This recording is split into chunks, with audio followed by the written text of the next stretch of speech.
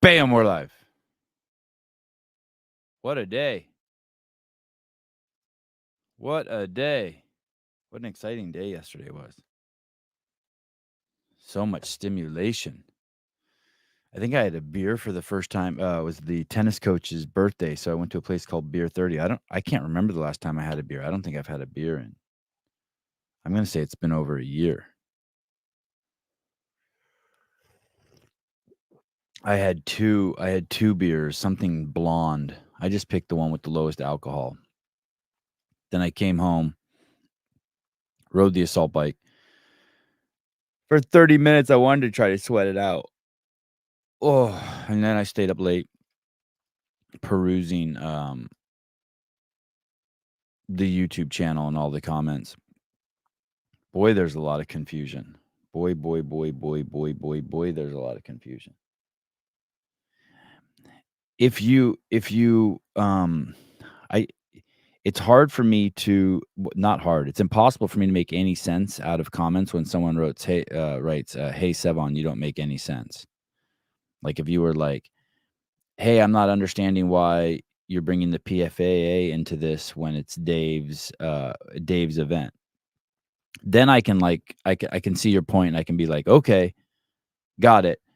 I didn't bring the PFAA into this. They demanded that they be brought into it. I'm not bringing them into it. People are like, oh, Sevi, why are you blaming them? Or why are you putting the responsibility on them? I'm not. They're demanding to take responsibility. They're demanding. It's their demand. And so, they're showing up to the scene as an expert. And so, okay. I mean, they've demanded. I think it was pretty clear. I think we all agreed on everything, and now they're making demands, and that's where we disagree. Other people, by the way, the amount of support I get in my DMs is absolutely insane. It's like 1,000 DMs saying, Sevi, we love you. Thank you. I appreciate it. It's cool. It's fun. I'm having fun. I'm enjoying this. That being said, it's like, it's not, I wish I wasn't, I wish we weren't in this situation, but I'm enjoying this. I got a DM from Luca yesterday saying, Sevon, my brother did not have a cardiac event. Please stop saying that. Okay. Noted. Yeah, he sent me a DM that basically said, "Hey, I'll never contact you again, but in this one contact that I make with you, I want to let you know that he did not have a cardiac event." Of course, I wanted to say, "Well, what happened to him at the Burj Khalifa?" That's but I didn't say it. I didn't say anything. I mean, because it was very clear he didn't want to communicate. He just wanted to get and I'm not hating on him for that at all. I actually appreciate his take. So, if you are, if you show up to if you're looking out your window and there's a fight going on in the street and you run down there, you're going to get punched in the face, whether you want to or not. So I need to let you guys know, those of you people who are inserting, remember, money, you guys won't have the stomach for this. If this is your first rodeo. Hi, Greg. What's up, kid? What's up, dude? You got you giving warnings? I mean, just not like a warning, like a threat, but a warning like, hey, cigarettes will kill you. Like, you know what I mean? I know. It's like, yeah. Like, hey, you're gonna if you show up to go and watch a murder scene and you just think you're coming there to watch it, don't forget that, like, all of a sudden now there's implication that you're the killer. Just know what you're doing. Like PG-13 kind of warning. Yeah, you're gonna see some titties.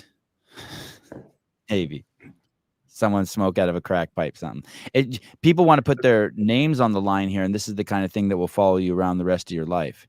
And so, like, if you don't already have, like, if you don't have experience in this, the internet will fuck you up. You know what I mean? Like, people will be like, this is one of those things you're not weighing in on. You're not weighing in on whether what your favorite flavor of Fit Aid is. You're weighing in on something that's going to change people's opinions about you in the community that you live in. And so if you're not ready for that, which I don't think a lot of people are, I just want them to know, like, careful. You could fucking, it's like running with the you're running with the bulls now. You know what I mean?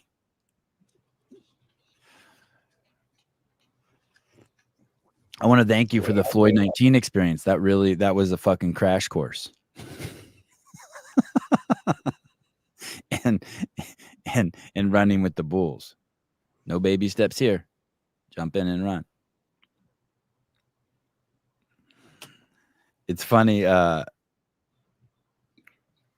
know, if I ever for a moment could conjure up some feelings of regret for having sold, this recent stuff just puts an end to that. I mean, not that there ever was. I owe you a concession. Maybe I'm not humble enough to apologize, but you were always, yeah, you were always like, I mean, you were always like so far ahead of everyone and seeing the future. But man, this thing, first of all, in the beginning, you're like, from day one, you're like, hey guys, I just want this to be a festival and a celebration. I want this to be the Woodstock of fitness. And then it went over to Carson. And then you're like, hey man, we need to never be, and I'm paraphrasing, feel free to say it's not true what I'm saying. But then you said, hey, this thing can never be, we can never have obligation as a company to sponsors or to shoe companies. It's like, okay. And then the thing started having a disproportionate voice to the relevance of the business because of social media. And you're like, hey dude, we need to fucking stop this. This thing is creating fucking like noise that's irrelevant to the affiliates. And it's going to cause us to lose our way. And now it's like so obvious. I mean, to me, finally. I mean, I know it was obvious to you 6 years ago. But look, Greg was correct. Yes. It's so crazy. It's so wild. Tell me if you've heard this story before, because I feel certain you have. I've game after game after game, I stand in a reception line, and I look through the line, and I'll see faces that I know from way back, getting on 10 years now, maybe longer, a good number of them. And if there was, and it's a joy to see them excited, you know, like I mean, your gym in 2006 for a seminar, and now it's 2016. You see him. Yeah, I see him. I see them in the reception line waiting like sweethearts to say hi. And they come up, it's a big hug and lots of love, and we don't need to communicate much. But what does come across clearly thematically over and over and over again is fundamentally distills to what goes on in my box has nothing to do with this spectacle, nothing whatsoever. And I stand there flat-footed trying to express back, I fucking know. I mean, the affiliate concept is an attempt to replicate what I was doing in my gym. And if people had started making serious book on the outcomes between Lloyd and Greg, that was disruptive to the business, it would have been obvious to me. And that was the inspiration of that affiliate summit.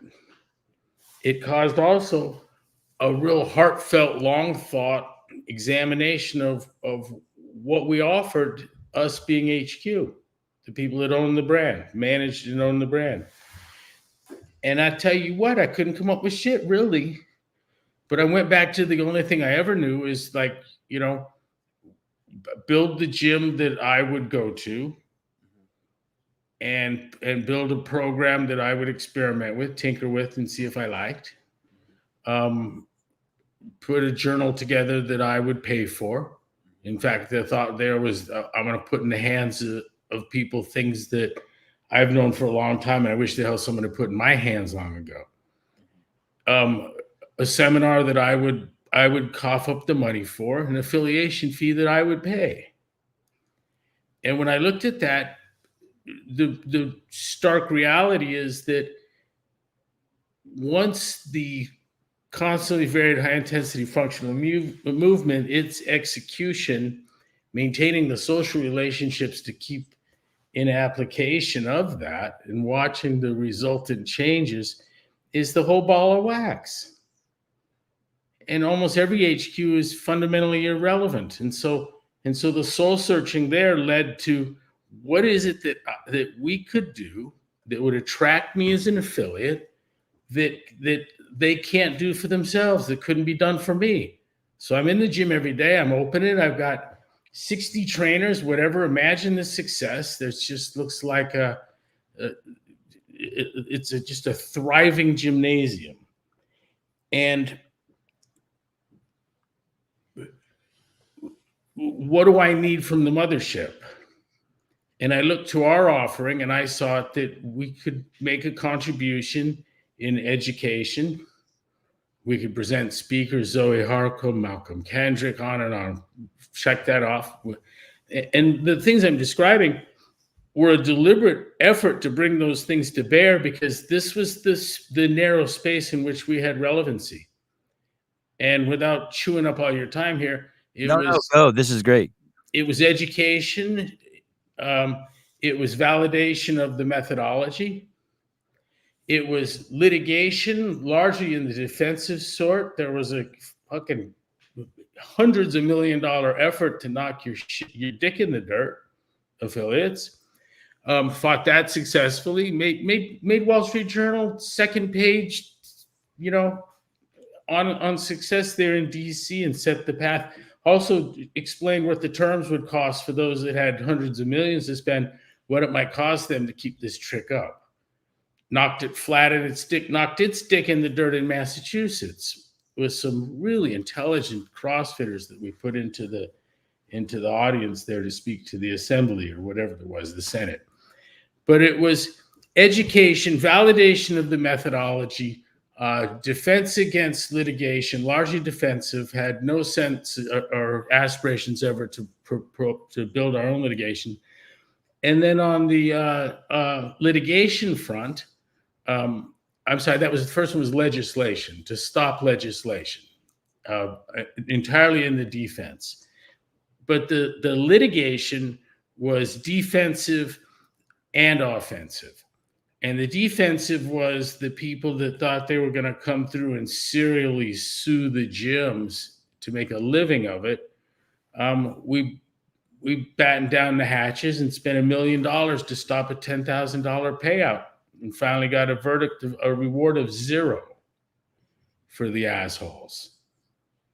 It was a setup. It was a rhabdo case setup.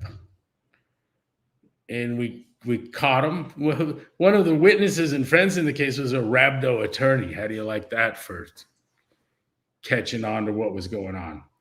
At the end, they wanted an ambulance chasing rhabdo attorney. He was like an expert in At the end, they're like, give us 10 grand and we'll go away. And we're like, fuck off, you and your 10 grand. And it was $1 million cost, but it caught attention. But anyways, education, validation, legislation, litigation, that's it. And there was no other way to be worth a fuck in terms of what I would sign up for. Todd Butler, I remember what an uphill battle it was for Greg to make box owners understand how valuable that was. In Greg, the legislation, the example is someone trying to make it so every CrossFit trainer had to pay $100 to be a part of their organization that validated them, things like that, licensure. Is that a current figure? No, I just remember the guy in New Zealand was trying some shit like that. And you had the consortium of registrar of exercise professionals. There's an international front and a national one, and we lit into them, and it turned out that in successful litigation, extremely successful international litigation, we found out that the thing had as its mailing address an agency in Atlanta that builds proxy organizations and does PR and strategies for the food and beverage industry. So like, oh, this one of these do-gooder organizations. Don't trust any of that. I remember one of the largest lobbyist and PR firms in the world who work for the Democratic machine, and the fucking whole army of lawyers that you led. And it was crazy because you were even steps and steps ahead of them in terms of seeing the enemy and seeing what you needed to do on the litigation and legislation front. And I remember you were like a dad with a kid who would be like afraid to fight or just want to follow the playbook. And you'd be like, no, we're not doing it that way. But we surfed, God bless John Podesta and his friends. We surfed that organization and their effect. Like we were sitting there reaping the benefit as they were taking the paintings off the walls. It was crazy how good that was for us, how strong they were, how good that advice was, how powerful, what a force for good. I don't even know if a gentleman wants me to name his name or not that was instrumental in that. But we couldn't have been better represented by the Podesta group. But I mean, you even had to unfuck them. Like they had a playbook that was like, hey, this leads to this, and you're like, no, guys, we're doing it this way. And I just remember thinking, holy shit, how does Greg know how to do all this? What does he see? These guys are experts in the field. You remember when when we went to see the gal, I think she's passed. The Washington, D.C. lady who was Gore? Yeah. I was pushing for statehood, and she taught at Georgetown, and her staff was motioning behind us like she's nuts. Right. You know, because we're looking around like, what the fuck? Was and on the way over there, I told a non-voting congresswoman or a non-voting senator or something? What? Yeah, right. Yeah. Some kind of at-large position. But I on the briefing on her, we were told that she was pushing for DC statehood. And I said, well, let's just go in and just tell her that's what we want. And David said, if only it were that simple, my boy. And I'm like, all right, whatever. What do I know? So we went and listened to this poor woman addle on like it was so bad. It was so bad. But anyways, on the way out the door, I said, hey, I like this statehood idea. And she says, well, that's what you should have said when you came through the door. And our able leader threw his hands on his head and said, I can't even believe it. He goes, I'll never forget this. That was funny. Oh, she's still alive. Oh, is she? Yeah, God bless her. Just don't point her out now. I mean, I don't. We went into this congresswoman's office for DC, and clearly she wasn't, and she had a staff of 20, and she had a massive fancy office in the Capitol building or whatever, and it was unbelievable how bad off she was. I mean, she was like you would have thought she was going to die tomorrow. It was like she had Alzheimer's or something. She couldn't even make sentences. I was like, holy shit, how is someone like this in the U.S. government? It was bizarre. And I do remember her staff, like when she talked, would roll their eyes behind her back and shit. Yeah, that was crazy. I think she's still a congresswoman, dude. I'm trying to look at her. Yeah, she is. She didn't function then. We're not even exaggerating a little bit. I mean, she didn't know what 8 + 8 was. I don't know about that. I think there were moments like of lucidity, like Biden, like just in and out.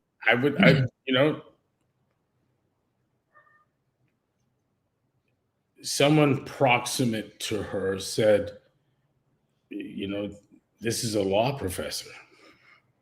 Yeah, it says she went to Yale Law. I think she taught at Georgetown. What do I know? I think you're probably right. Delegate to the United States House of Representatives since 1991. Yale Law School, Yale University. So there's maximum campaign contributions that you can make. Oh, she wrote a book, How to Land a Top-Paying Federal Job. You can't make that shit up, I swear to God. Sorry, what were you there's a maximum campaign contribution that you can make, and it's like crazy low. And so you make that across the board, say in a city council, and then like you give all 12 people on the board $1,000 or whatever? yeah, Okay. whatever the max is, everyone gets it. And then you and that's like your ante in poker. And then you get a little show of force together, like a crowd, a meeting of affiliates where representatives from other affiliates come, and the local representative is more than eager to be there or send someone there. And if word gets back, this is a network, and if you can institute some kind of mass email campaign and Podesta helped us do that, you can create a flood that is, like in the case of Washington, D.C., real as fuck. Like, gee whiz, okay, nice job. And the people getting them, they know it's email. They know that someone's whipped these people into going to this site and filling in their pertinence, and this thing looks legit. And it is, because, I mean, they know how it happened. But you've somehow got the wherewithal to get thousands of people's panties in a twist, and it fucking matters. And now all of a sudden you come back in, and it's crazy the difference in how you're treated, how you're spoken to. The nose picking, looking out the window indifference turns into like crumpets and fucking coffee and shit. And enthusiasm, and the little personal stories about bike riding and cousins coming over, and like your friends now. It's like fucking crazy. The difference is crazy.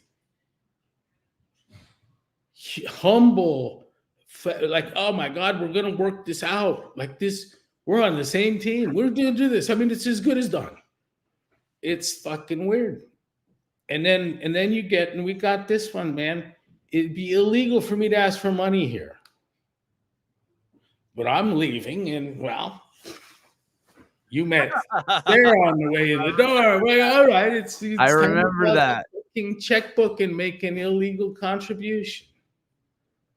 And it's all for chicken scratch, too. It's crazy.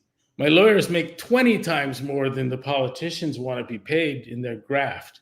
Right. They'll spend more in legal fees trying to figure out what Joe and Hunter were doing than they ever got. Right. It's crazy how cheap politicians are. What complete and total scum. Fuck. Yeah, I miss that shit a lot. Big Jess, I always look forward to Greg shows. Good morning. Me too. Todd Butler, can the games be fixed if athletes were still L1s? No. I don't think so. Hey, if do you have a perspective? So this organization is this organization, and this guy Brent Fikowski is making all these demands from on CrossFit, and so basically he stepped up to the table, right? As some authority to make demands, and he got a few other athletes, the Black Square athletes, to step up and sign with him. And I was thinking, boy, this guy Dave Castro is kind of like the last temple in my mind of what is CrossFit that's left over there. Wasn't that the sentiment before he was fired and kind of part of the resurrection? Yes. So he's already in his like Jesus one phase. Right. Yes. He's been resurrected once. Yeah. Wow. But he didn't go be with the Father. He was resurrected and stayed. But I was thinking about the implications to the affiliates. I was thinking, like, who cares what the athletes thinks? What are the affiliates like? What best benefits the affiliates? But I don't think that there's any. I wonder if Don knows that. What was my line? I think you just asked this of me, or I chimed in. Can I share it? Please.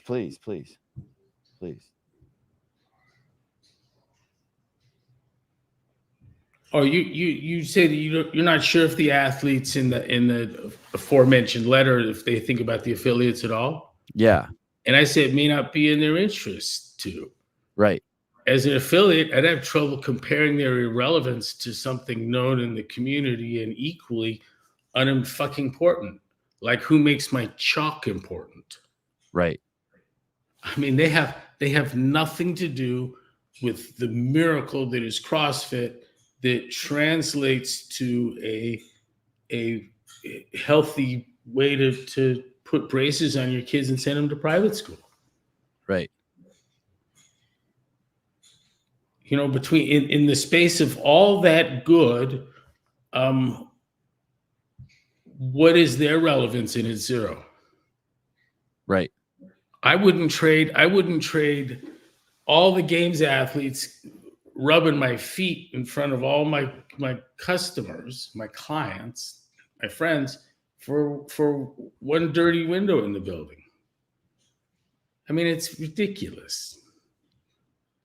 Hey, I was laughing earlier because you remember I kept going to the analogy where we've got a car dealership and someone says people have got their kids and it's hard to get them under contract because they're wrestling with the kids.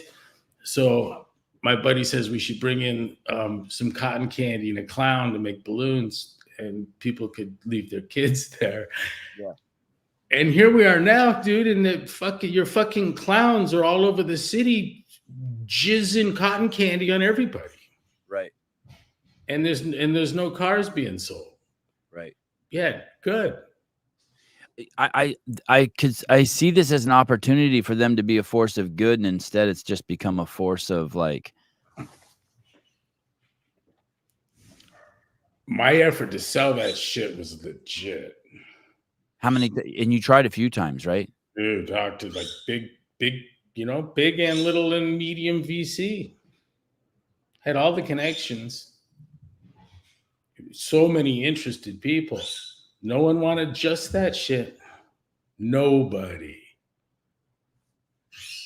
Heidi Krum. Wow. It looks like it looks like a crack habit would look to your checking account.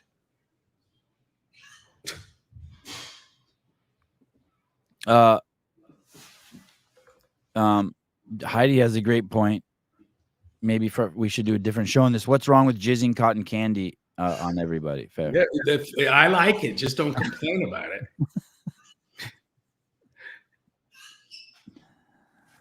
You wanted clowns, you wanted cotton candy, you got it. Now what?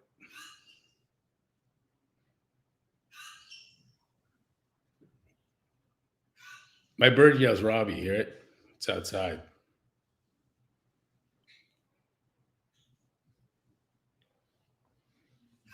It's a good thing to have. It gives you a sense of what's said a lot in the house. Oh, like what words?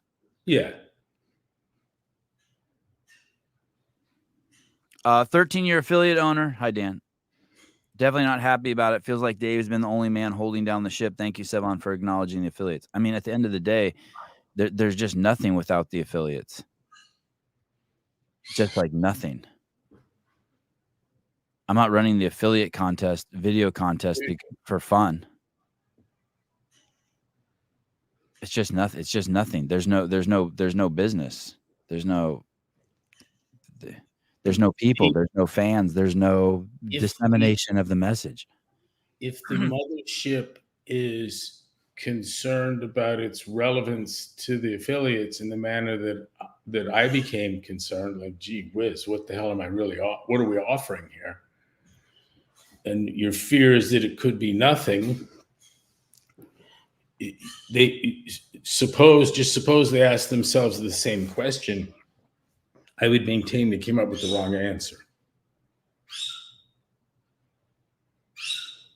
And I can easily answer that because I know what it's like to unlock the fucking door at 4:30 expecting that 5 a.m. client. Right. I know damn well there's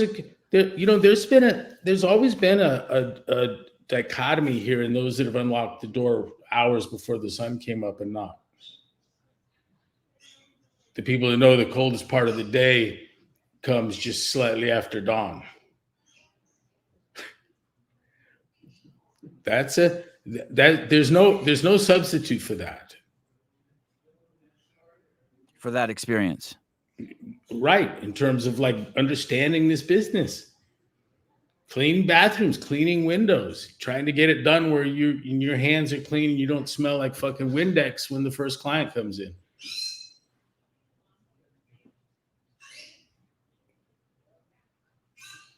Anthony Martorano. Anthony Martorano. Tony. Hi, Tony. Hey, you know what's funny? So many people. Oh, yeah. I mean, and I laugh every time. The lady's name, I think, is Callie Means. Good on her. But did you or Greg listen to Tucker Carlson's podcast where the Stanford doctor basically says what Greg has been saying for 20 years? That's what I thought. I was like, holy shit, this lady's living what we're practicing. She's finally found it. Anytime in those comments on those posts, I just write #CrossFit. With all respect to them, and people just throw that out there with all due respect. I'm offering my respect to the Means. My introduction to them has come like over the past year and a half or so, and I have no problem with it all, and God bless them, and I can only hope for everyone's sake that they're successful in their propagation, whatever the vehicle is. Me personally, I can't listen to any of it because I got to tell you, it pains me to see the wheel need to be, and it does. There is a need to be reinvented so often and on the constant. Right. And I was different messenger. I was talking to Emily, going like, hey everyone, Atkins was right. There didn't seem to be that phase of things, and someone has now is speaking about the importance of exercise and carb restriction to mental health. And Dr. Michael Norden was head of psychiatry at UCLA in '95 when he wrote Beyond Prozac. And that book, very early in the teens somewhere, has 2 facing pages of psychosocial disorders. I mean, you have to look this up because you may not know that people rip their hair out and eat it compulsively, right? Right. He says that to date, the most effective treatment is, and without trying to sell anything or sound commercial, it was a restricted carb diet. And he proposed a prostaglandin icosanoid-based theory of a mental disorder, a whole giant families of them. And I remember seeing that, and it was consistent with what we could see clinically, but you wonder, because my sample space is nothing like a guy running a psych center, right? Head of psychiatry at UCLA. But it was consistent clinically with things I knew to be true. And you'd think that would have eventually unearthed something of enormous magnitude. Dude, it's 30 fucking years ago. Didn't unearth shit. And now someone else will get to come along and make those discoveries. I think that's cool.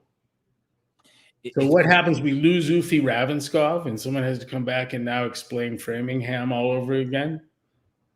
Like that really has to be redone? Yep. Unfortunately, yes. It's amazing, right? A diet of cotton candy and hot dogs will give you the DNC 2024 convention. It's wild. Have you watched any of that, Greg? My family, we talk about where we tapped out. People like, we tapped at AOC, and I go, oh no, I can listen to her. I just like watch, and I can't get past if she was hot, no one would know who the fuck that is. Right. That could be said of a lot of politicians now. We're in a phase where cute is a huge boom.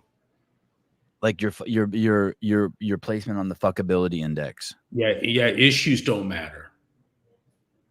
And some of the evidence of that is the vast and sweeping change to the right that Mrs. Harris has made. And you do that only to negate the strength of issues. They go, he's got us on the issues. Well, let's just use his issues. Now what's he got us on? Right. And eventually you don't want to fuck him, and he's not black, and so he loses. Right. But if the issues are important to you, her sudden apostasy is laughable.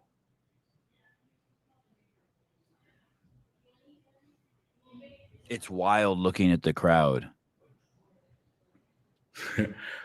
Yeah.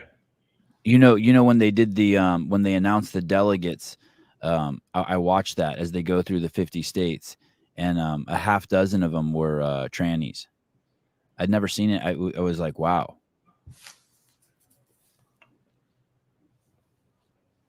A half dozen, 6 of the fucking 50 states. I didn't even notice the first one. I was watching with Avi, and he just volunteers. Is that a boy or a girl? It's like, shit, I don't know. And you know what's crazy too? None of the trannies were women being men. They were all men being women. How do you really women being men? Or you know what I mean? Like it was like a woman with stubble. Like I knew it was a man first. It was born a man, and then it was like I could tell like it had some makeup on it and was like.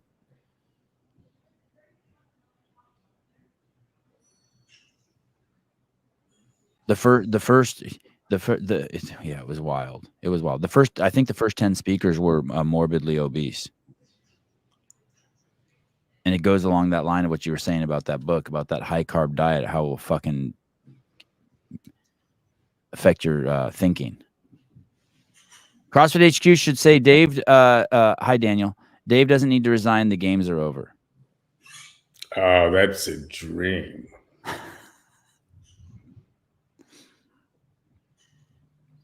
Greg, did you ever foresee Sevon being red pilled? Thank you for all you've done and all you're doing. That's a good question. You kind of live it, right?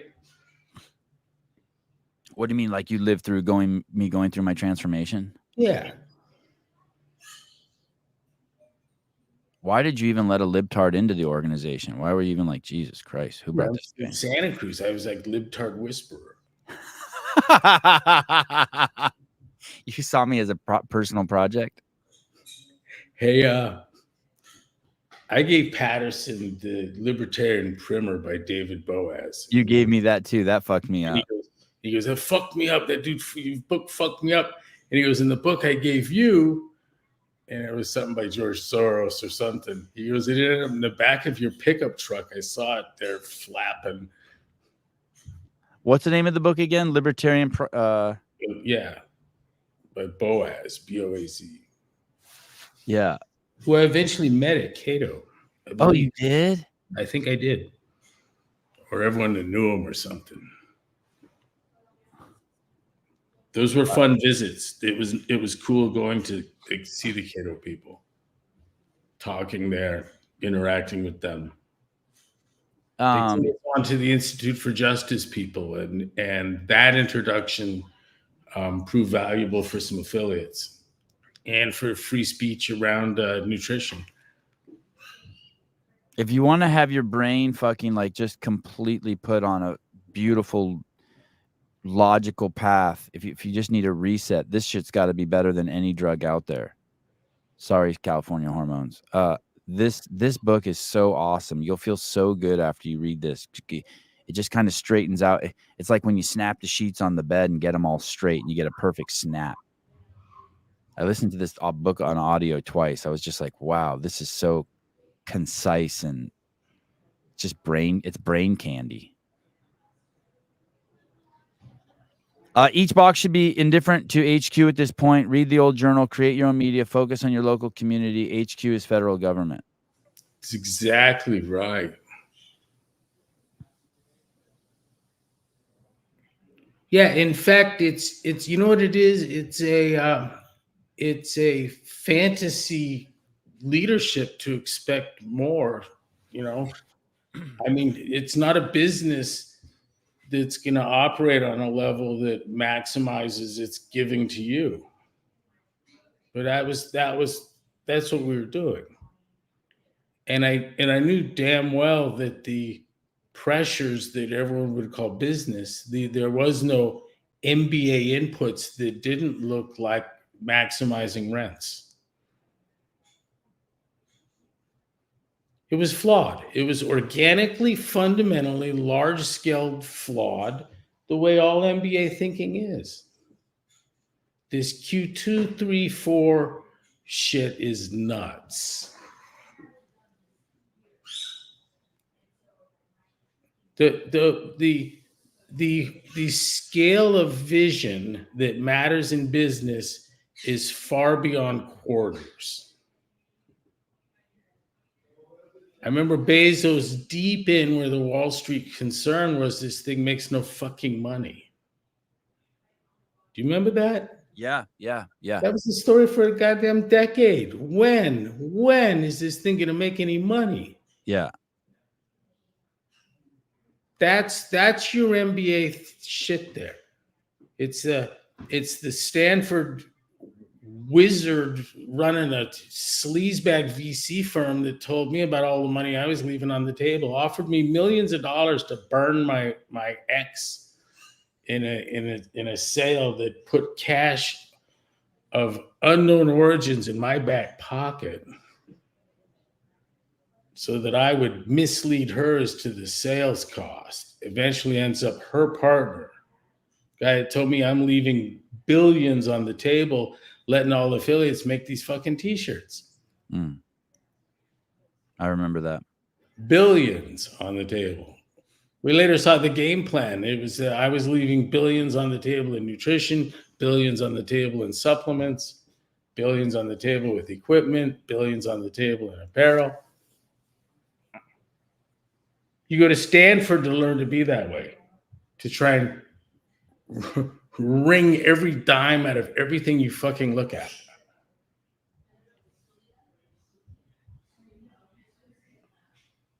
You're probably not going to like this, but going back to the affiliate proposition, what's crazy is you can come to this show every Wednesday and hear the founder and creator of CrossFit speak, which I don't know what value there is anywhere more than that. Well, I like the affiliates should recognize their independence. I mean, the comment was correct just moments ago. Callie Means even dropped the Alzheimer's as type 3 diabetes. I heard that from Greg a decade ago. Yeah, sometimes I wonder when I hear those people if they just watch like 10 Greg Glassman videos in a row.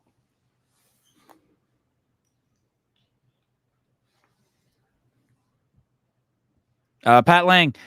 Hey, Pat, what's up? Good morning. Do you think the crowds at the DNC are any different than the crowds at the RNC? I do. Any person that attends one of them that isn't a family member of a candidate is a loser. Sorry, not sorry. All right. I think the people are different, but okay.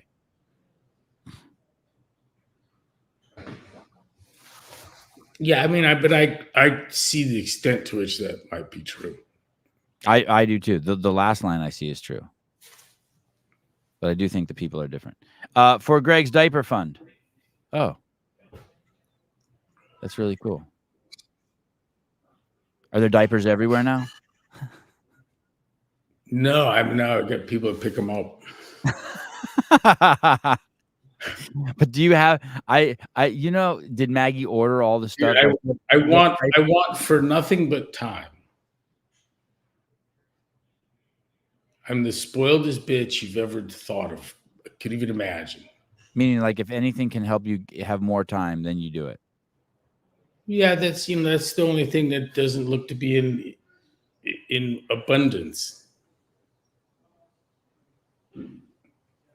I don't have a personal 60-year goal, game plan.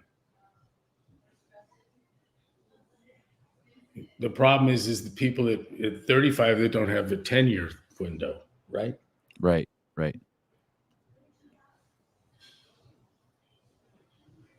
Need a Greg documentary. Oh, and Heidi said she'll play you. I'd love her to play me. Yeah, it's nice. She was servicing people in her garage yesterday.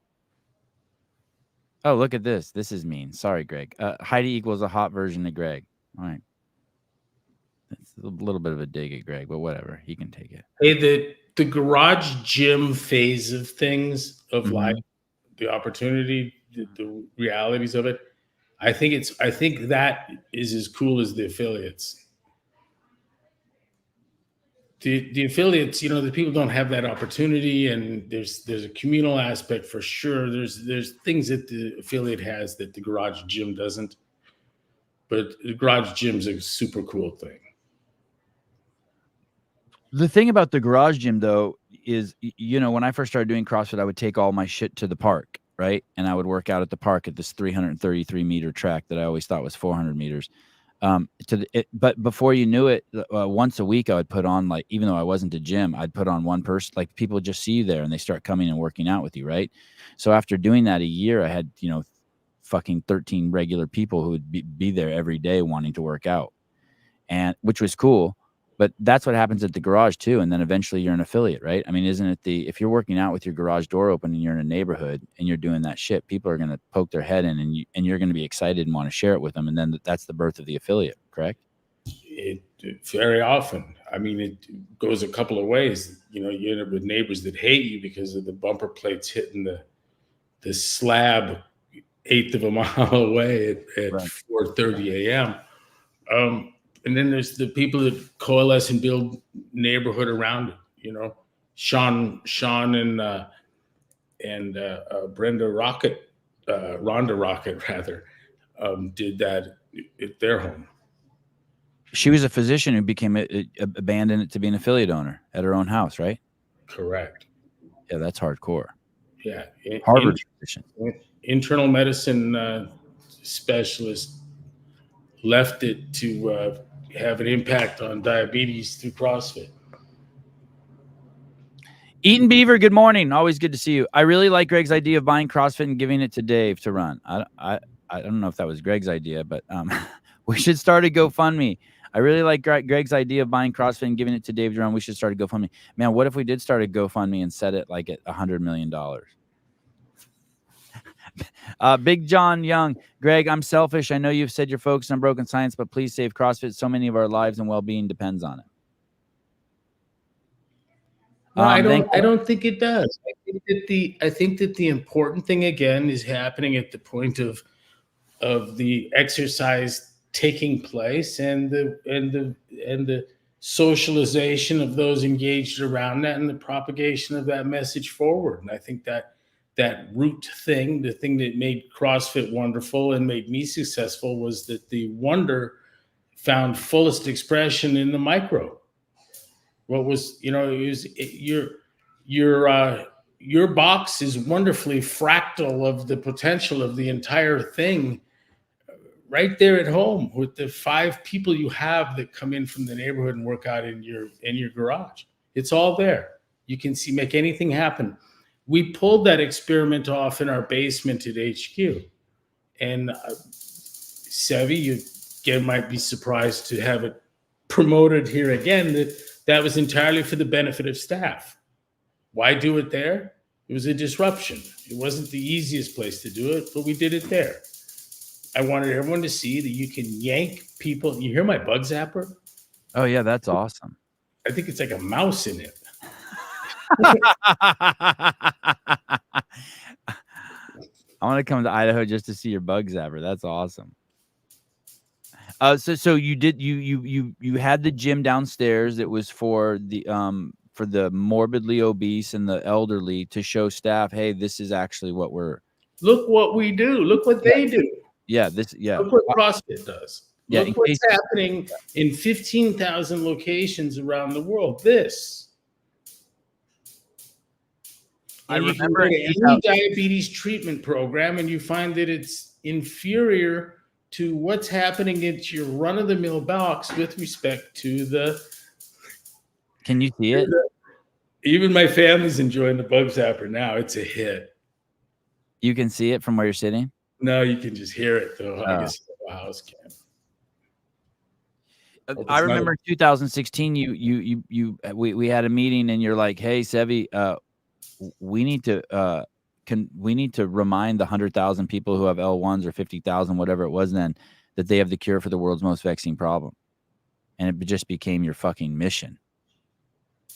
Like, you just stayed focused on it. Like, hey, the difference between your wildest aspirations for an effective treatment for, let's just, I like type 2 diabetes because the Democrats like it too, because they want state-sponsored insulin so bad they could shit themselves, so they could be in full partnership with the CDC in denying diabetes origins, Coke in promoting it, and Big Pharma for offering the fix. Laugh when you hear that. And so that, look, we're getting shut off from the bug zapper. And so when I talk diabetes, think chronic obstructive pulmonary disease, think Alzheimer's, think the whole gamut of chronic disease. What about it, Sevi? Distracted by the bug zapper. Just the fact that that became, you knew like the yes, L1's Forging Elite Fitness versus you also came with that L1 was the cure for the world's most vexing problem, and you're like, I think a lot of these knuckleheads don't know it, and including our staff. You used to tell me that. We ran unknowingly the world's a program that was delivering the most elegant solution to the most vexing problem, and then what was missing was the awareness of that. Right. It's still not there. Right. That work still needs to be done. But you can't, but it's not the same as maximizing Q1, Q2, Q3. It's not the same mission.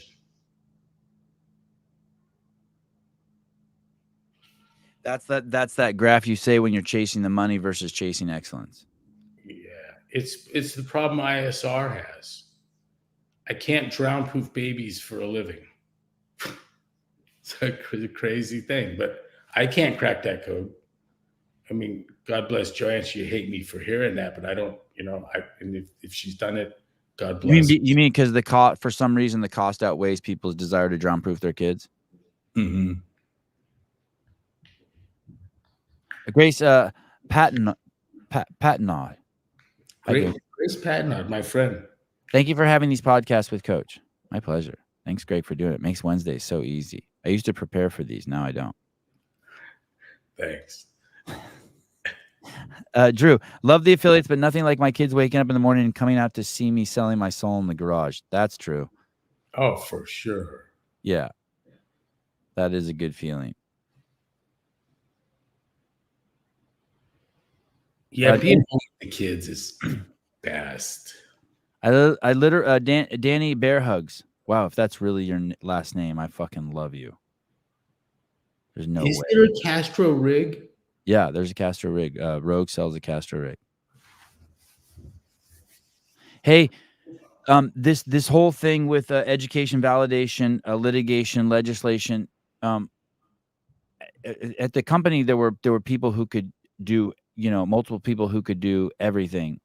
You're not going to like this question either, right? There were different people who could run media. There were different people who could run the games. There were different people who could run the affiliate department. That department and the CrossFit for Health department, those couldn't be run by other people. There wasn't a backup to you leading that mission. That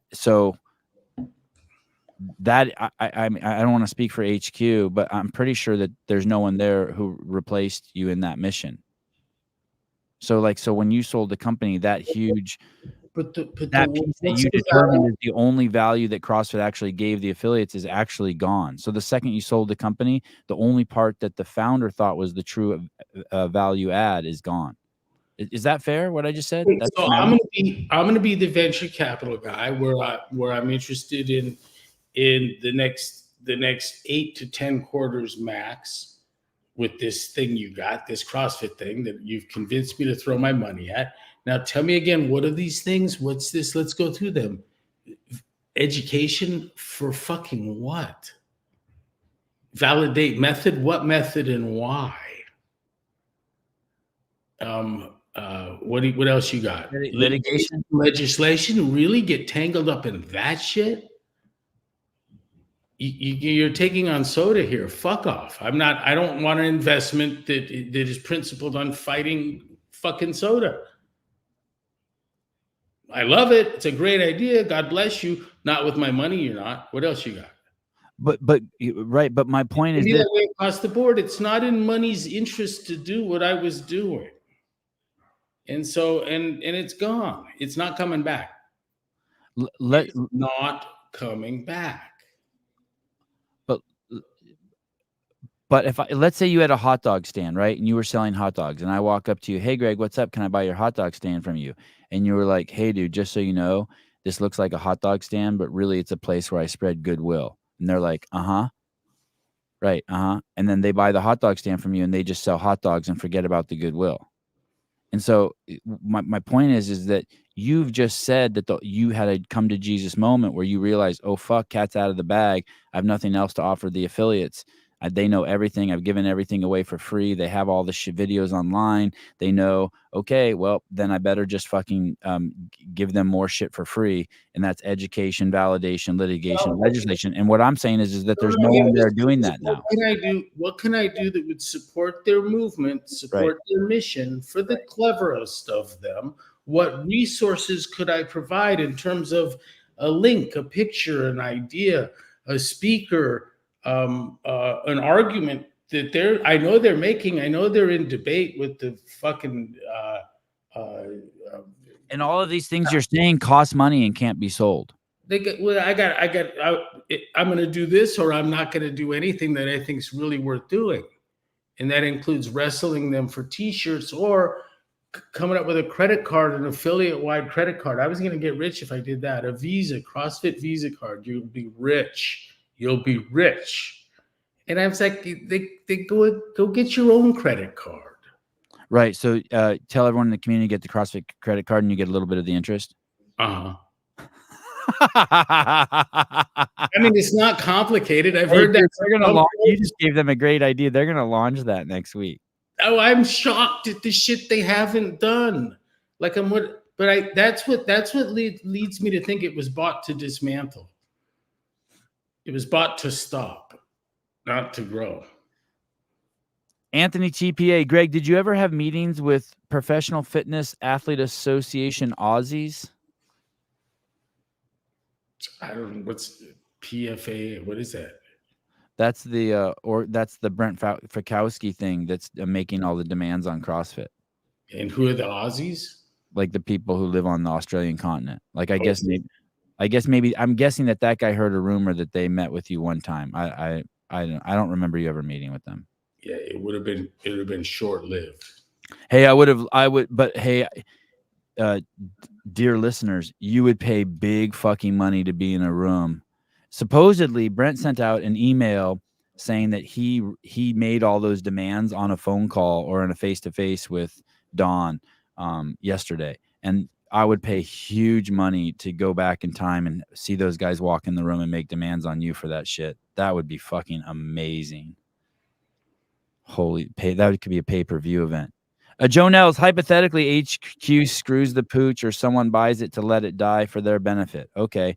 What should an affiliate do or be on the lookout for coming after legally? Or do you believe we can run status quo?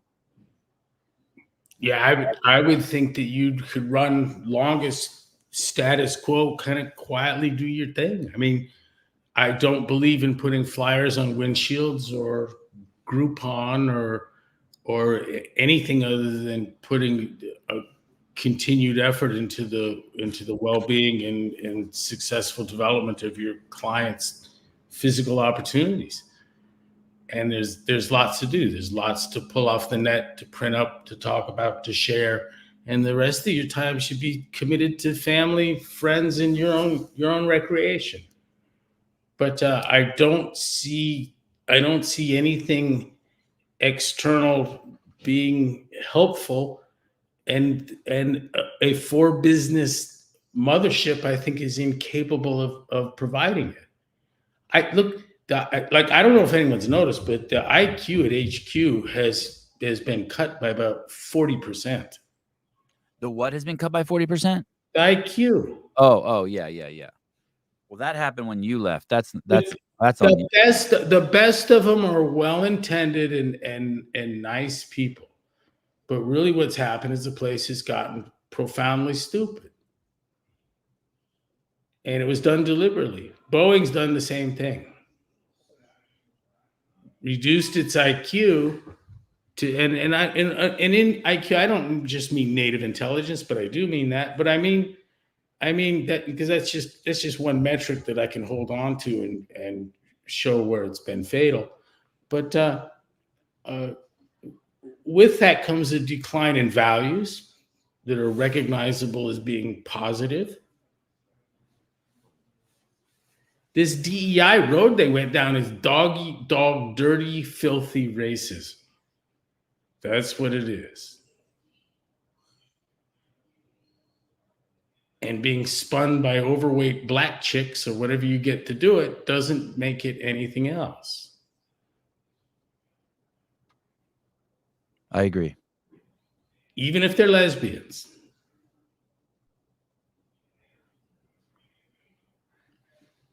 And so you expect planes to fall from the sky and this kind of tumult. I couldn't run this place now. The expectations are other than what the affiliates have as expectations. There's a climate even where affiliates have expectations of the mothership that are absurd. Drive customers to you. Every customer I drive to you that you haven't pulled to yourself is a waste of my time, your time, and the potential customers. So it kind of reminds me of something. I can't remember who said it, but basically, one of the best things HQ could do is just don't drive people away. Like get some home. Yes. Like, hey man, that's how easy it is to run CrossFit. All you have to do is not drive people away. Yep. Back the affiliates play. Have some sense of what it is to unlock that door at 5 a.m. How about I keep your training from being called criminal? I'll keep you from having to join organizations whose message is antithetical in most cases, orthogonal at best to what you're trying to deliver. And how about I give you an article to give to that overweight doctor that's talking about whatever nonsense she's talking about that lights into the side of this thing in a critical, informed manner. And how about what else we got? I mean, I can come up with instances of that kind of thing all day long. And when we made our purpose true, Matt Souza was asking me about this in a text about advice, and I have nothing to offer beyond what was given on the 10-year affiliate gathering in Whistler. I felt I knocked it out of the park in terms of getting off of my chest what it is that I thought potentially could be offered, what I was going to try to offer, and what we were doing with regards to those things in a detailed kind of manner. And to this day, whether it worked or not, I don't know. Like, how long does something have to work to take credit for it? It worked great while I was there, and I enjoyed it. But I don't have a plan that could put the genie back in the bottle. No one's gonna buy this thing and turn it into what I was running.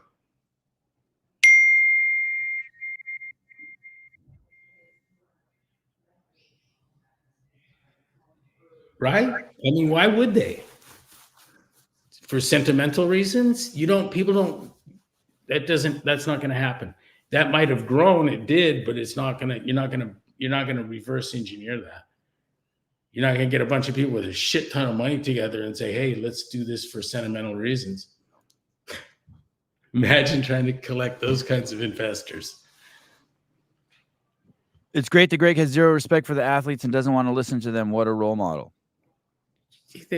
Yeah, I've sat at the table with them, and it's a painful experience. I've not made as big a deal for that with the public as I have with staff.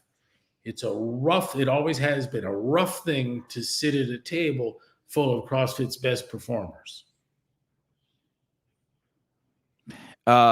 He was too much faith in people. I work at a university and I swear they can't comprehend how to grow something, only how to cut it. Yeah, they only take from things. Yeah, there's a big difference. You can kind of look at it, it works politically too. This big schism, it's kind of those that understand how to create wealth, how wealth is created, and what wealth constitutes, versus those whose focus is on its distribution and equity thereof. It's a bizarre world. They're completely two different worlds.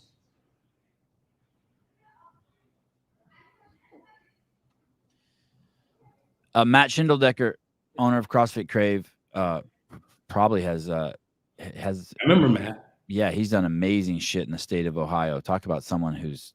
I had Greg, this guy, when he was on the show, and I know you know him. He's been to your house and you met him, but he's one of the only people I've ever had on the show where I was like, I kind of envy him. Because he has so much fucking purpose in his life. It's crazy. One of our youth in one of our prison affiliates has just taken off his Norvasc for high blood pressure. We have the data and so much more. That's the validation that Greg allowed us to create. Hey, Matt. Yeah, that's cool. Congratulations, Matt. Yeah, and you know, you don't need mothership for that. In fact, I think Emily's been. Rumor has it that she's more helpful there than others have been. Joey Arnold, the affiliate fee has got to be the cheapest marketing investment that will generate business by simply having the name on the building. I agree. As long as you go back to what we were just saying, as long as CrossFit doesn't do anything, like, hey, don't hurt the brand, don't hurt the name. You know what's funny? Go back. I want to see the picture again. Go back to that comment.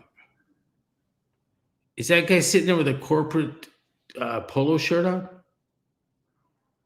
Maybe it says, maybe it's a fire department. I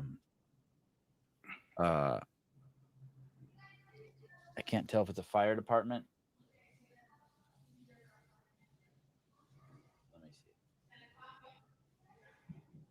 Let me do some investigating here. It just says Logan on it. I can't see what the word is below it. If it's a military first responder, blah blah blah. God bless you and thank you for your service.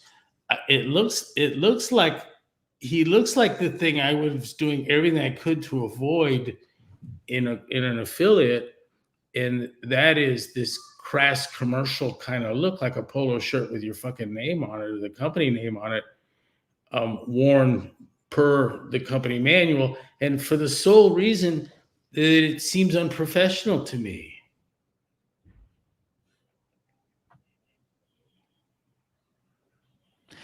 So the vast majority of people have been so supportive, but this is what's so odd to me. You have an opportunity to say something like, hey, Greg, actually the David Boaz book is wrong on point A, B, and C. And actually it is more important to squeeze every last drop out of businesses because they usually have an expectancy of 14 years, whether you do that or don't do that, without like responding to them. It just always goes to name calling. It's like everything from that side is this. Greg is just every Trump supporter. Mind is warped. Well, let me give me the chance to just Tai Chi this fucking thing. Like, from his perspective, I should hope it would be warped. I think that his take on life involves an equitable distribution of shit with no sense of where it came from. And as someone who understands what creates wealth, what wealth is, and what money is, and has a philosophical sense of it, I find your take on things kind of pathetic. And I would understand if you thought my view warped. Is that empathy? Did you just have empathy? Hey, maybe I did. What's interesting is they leave you no choice if you want to engage with them, but to to try to read their mind. It's always about reading their mind. That's the thing with the whole Fikowski thing and the PFA. Everything is like they want you to read their mind. He thinks I'm like every other Trump supporter, and I wonder if that includes, because I've been pretty clear on how I feel about Trump. Does he think that, because if he thinks that we all don't like him, he's giving this side, I think, an enormous amount of credit, because it's a challenging thing to vote for someone you don't like. It's a challenging thing, and it's a challenge that I don't think the left could psychologically survive. I think if Adolf Hitler is cute and the antithesis is old and cragged, and I think they go with cute.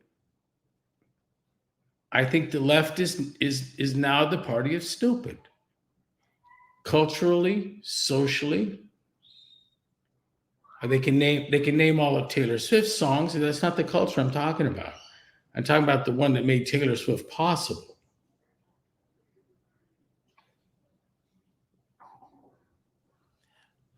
Anthony, Greg Broken Science needs to sponsor Kill Taylor. Greg's not a huge fan of 14-year-old boy humor, poop jokes. Hey, I love this. Collins, let me read this real quick. Sydney Collins, just add some merit to the conversation at hand instead of being a troll, Danny. I mean, Danny, even the comebacks to you have more substance than what you wrote. It's crazy, dude. Go ahead, Greg. Well, he's important for that.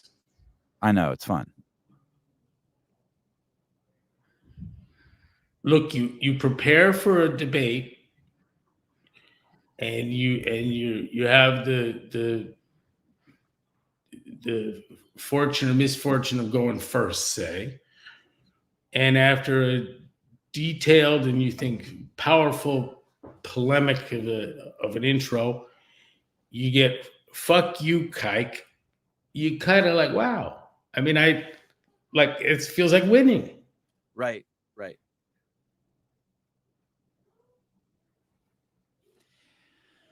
I was just on Reddit where all the pedophiles live. I know, thank you. And they hate Sevon. Thank God. And they think he's just sucking Dave and Greg's dick. I just want to explain this to you. Dave is my dear friend, but more than my friend, has been hugely influential in my life. And he just threw an event that he and Greg created, and someone died there. And this can't be easy for him at all. And so while he's going through this, if I see you attack him, I will fucking attack you back. It's just the way it is. And so if PFAA or anyone wants to stay in their house and just watch through the window, they can, as my friend Dave mourns and takes a knee and tries to figure out what the fuck is going on. But if you come down there and you fucking kick him in the chest, I will fucking eviscerate you. You are now my enemy. That's it. I'm proud of that stance. I'm so fucking proud of that stance. So if you want to come down there and give your condolences to Dave and say, hey, Dave, I know you've done the best job ever. Get up, buddy. You've given us 20 years of your life making CrossFit great. We love you. Don't worry. We're all going to get through this. Then you're with me. But if you're not, you're against me. It's so fucking simple. I'm not going to watch the dude take a knee and see you fucking drop kick him on the head. And hey, here's the thing. Even all the people who hate me, who think I have Greg and Dave's dick in my mouth, cool. I'm so proud to have their dick in my mouth. That's who I am. I'm not going to turn my back on someone who I believe in, who has the most integrity of any fucking human being I know. So, but those people have taken their stance. They've never seen that kind of integrity. They've never seen that kind of love. They've never seen that kind of support. I get it. Pedo read it. I get it. Cool with it.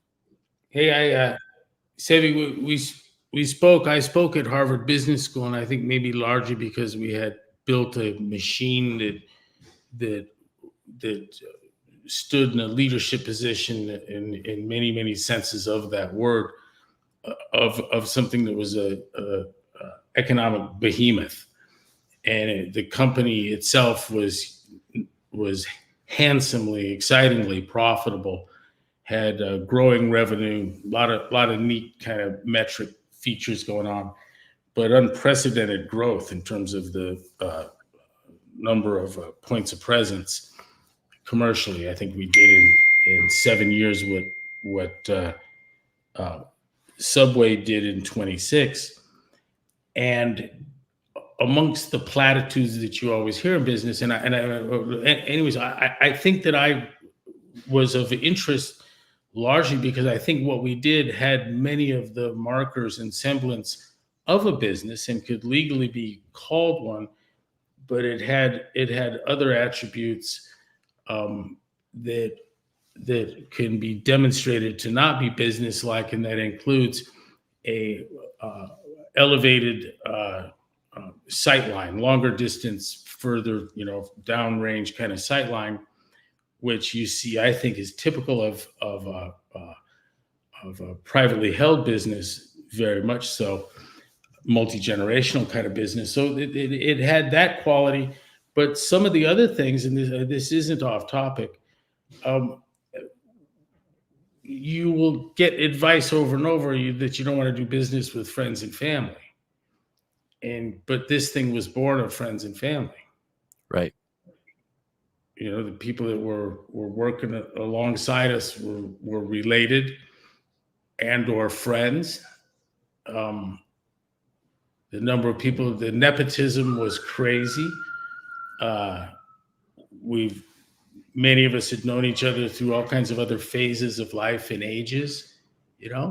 Had a guy cooking the books that I'd known since the 5th grade, right? Right. A couple of wives,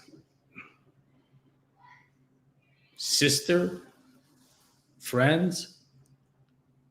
The bulk of the business was female when people were grumbling about women in the workplace. We were laughing. What we did with people in terms of men and women, I thought it was great. And it was fun. It was easy. But truth is that we're thick as thieves. Dave, Sevy, Greg, all of us. Leaf, Brian, we were all buddies. Caller, hi. Morning, Sevy. Good morning, Greg. How are you? I just want to give you a compliment. You waited patiently. You turned off your YouTube so there was no echo. The callers, and most of the callers do that, and it's fucking crazy because this is such a wonky setup, so I appreciate you. Yeah, not my first time calling. I love getting to talk to you. This show is so cool because I can just call and you take the call and we have a conversation. So it's pretty awesome. Please send your affiliate fees to Sevon Media LLC. Thank you. Well, I think that's coming sooner rather than later. But what's interesting, I just had to call in because this is a whatever category of podcast you want. But whenever Greg's on, it's also this great business podcast, if you will. And it just dawned on me that we've been so fortunate, people that have been exposed to CrossFit, because one, yes, the methodology and the program and all of those things from a health standpoint, but also from a business structure standpoint. It's really fascinating when you're on, Greg, and we get these little tidbits and bits and pieces of how you built what you built. So it's pretty cool, and I really appreciate that side of it as well. With that being said, I think people, again, really need to understand what they're asking for. And if they ask for Dave Castro to go, CrossFit's dead. I think, again, he's probably one of the last bastions of hope that's keeping that thing what it is. And once it goes, that's fine. Again, I think the methodology lives on. And we find other places to put our energy as the real community will continue going, because it's not a phase for a lot of us. It's a lifestyle, and we can keep it going. We don't need an HQ that is detached from us anymore to live on. We've got it. Thank you. Well said. Someone in the comments here wrote, Sevy's a loyal friend. It's not just that I'm a loyal friend, and any of those people on Reddit would kill to have me as a friend, but it's like, you could leave Dave alone. You can give this breathing space, but this PFAA is preying on him like vultures and hyenas. And while he's taking a knee, they're coming down to get him. Well, cool. What would you do if you saw someone fucking injured and you saw people robbing him? And that's the thing. I'm not going after anyone. They've decided to walk out into the street and attack him while he's taking a knee. Cool. Well, I'm doing the same thing that any fucking person with fucking one iota of integrity, morality, empathy would do. I'll fucking kick you in the fucking head. You're not gonna prey on someone when they're fucking wounded. Right. Yeah. I mean, and again, to go after him when he was the only one making efforts, or at least appeared to be making efforts at the game to address that and be present in the moment. To me, again, I think is really cowardly. I think they probably align more with like the Don Falls and that whole regime that they want. And they know that type of person, the type of person that Don is, the type of person that he's surrounding himself with as an organization, will be more inclined to have some type of unionized division, which is stupid. And, you know, they're trying to get rid of any resistance that might come of that happening, a la Dave Castro. And what they don't get is as soon as they try to go outside of, again, the business model that was created in the small portion of the games of what that was, it's cooked. There's not going to be a business for them to make a living off of. Brent Fikowski is going to be a great barista somewhere. Congrats. But he would be a great barista, by the way. I do think he'd be a great barista. Dude, the professor would be able to whip up a latte and do some burpees while it's pressing out. It'd be amazing. But again, just be careful what you're asking for. Because also, if it's like all the PFA athletes are going to go away, we don't get them in the games anymore. All right, we got a solution. I say there's a 5-year moratorium on the games in honor of Lazar. Oh wow. We're not gonna do these juvenile things in honor of Lazar Jukic for 5 years. Wow, bring that to the table. I like that. Just the open.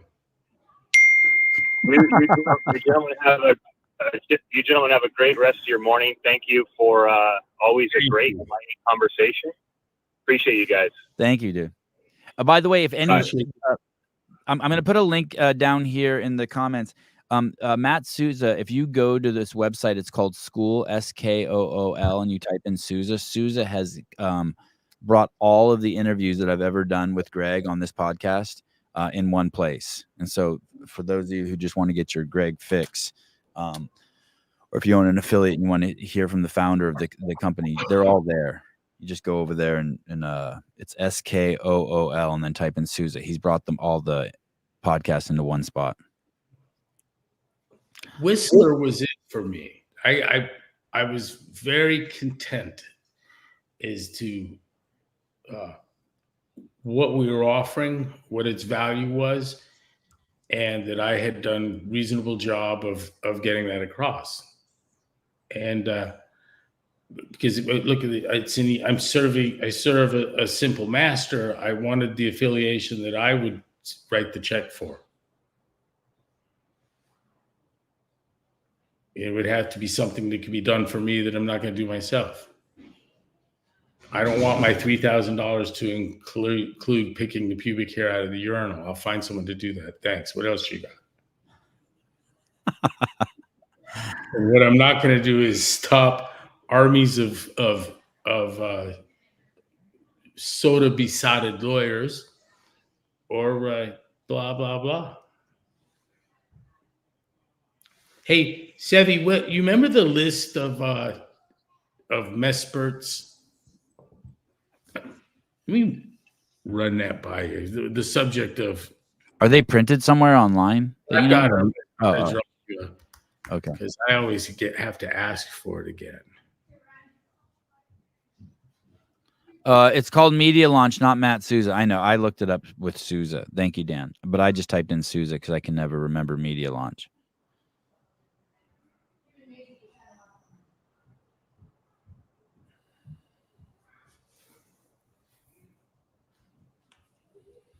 I won't search long. I think I would respect the PFAA more if they could get each of their members to pay $4,500 to be a part of it. Jay Wade, The CrossFit book posted about launching a higher level program that reverses chronic disease via fitness and nutrition. Can Greg give any details yet? Jay Wade. Who has? The CrossFit book posted about launching a higher level program that reverses chronic disease via fitness and nutrition. Can Greg give us any details yet? Yeah, I don't look. I think it's support for CrossFit affiliates. It's not. I don't think it's anything new. It's not real. It's not letting go of what works. Look, what we know. Let me get this to you, Sevi. God, I'm fucking multitasking here. Yeah, multitask. I can play music. What we know is that the widely accepted and touted health metrics, and that would be blood pressure, blood lipids, bone density, obesity. All these things are treated as though they were independent variables and manipulated in an effort to create health, when in fact they are the dependent variables that include, like, what's in the fridge and what are you doing on the couch. They're dependent variables of the independent variable that are salient everyday lifestyle choices. And this is the space in which CrossFit operates. And it brings to bear the overwhelming majority of medical spend, misery, and death, and finds not just elegant, but solution, cure to these things by removing the underlying cause. And the cause isn't lack of medical treatment. It's not a lack of chronic obstructive pulmonary disease. It's not the high cost of insulin. It's the couch and the carbs. That's the problem. And so the Broken Science crew is, and our involvement. I mean, look at the people involved with that and where they've been and who we are. But I just sent you that list of Mesperts. I'm looking at it. It's crazy. Yeah, these are my friends. Right. Not one person here canceled me. Right. Share it, Sevi. I can't pull it up like that. I'd have to post it somewhere, or else everyone will see all my texts. But Jason Fung, Michael Eads, Dr. William Davis, Thomas Seafried, Sarah Hallberg, Nathan Jenkins, Dr. Zoe Harcombe, Gary Taubes, Dr. Robert Lustig, wow, Vladimir Sabutton, Tim Noakes. These are all people I've met at your house. Tim Noakes, Jim, greatest exercise scientist who ever lived, Jim McCarter, David Diamond, Dominic D'Agostino, Gary Fetka, Paul Roche, Malcolm Kendrick, Asim Malhotra, what a great guy, Terrence Keeley, damn, Glenn Begley, George Begley and Ellis, yeah, I remember when he came up. Hematology preclinical oncology replication issue. Is that supposed to be Dick Johnson, not David Johnson? There's both. Okay, David Johnson, Dick Johnson, and I'd like to get both of them in the room. Jay Wortman, MD. I think you've forgotten some too. No offense. That was Carnes off the head list when I had give me a list of the Mesperts that came through. But these are people that we had in the kitchen. Right. Okay. I remember. Yeah, hanging out many times. And it was the culture. And the problem has been taken off of Wikipedia because they said because they've told the truth about type 2 diabetes. And this was what we wanted to inspire and support. I mean, I was honored to ask to give the opening at Verta's annual affair, and we were widely recognized for our stance on blood sugar inactivity, and acutely aware of the important scientific fact that your activity and what you're pulling out of the fridge were the independent variables that controlled the dependent variables that trillions of dollars were being spent on to manipulate, with the net effect of hammering on the speedometer of a runaway train. And Broken Science has that by the balls. And I don't even have to look at it. But Emily and Bob Kaplan have incredible background. It's an unprecedented interest and commitment and lock on that turf. And you hear anything about money, it's not where it's at.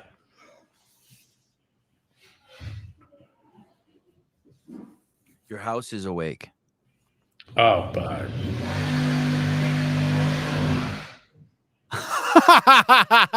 is someone listening to the show and they did that on purpose right when I said that? What was that? Was that a skill saw? I don't think so.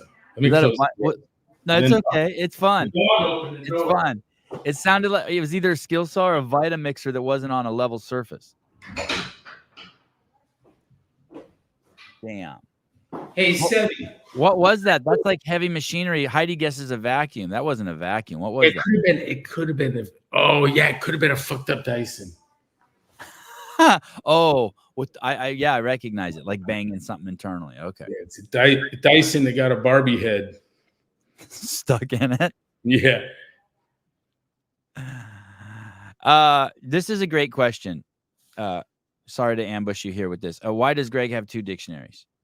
I see them also. Oh, it's a concise, the shorter Oxford English, and it's A through M and N through Z.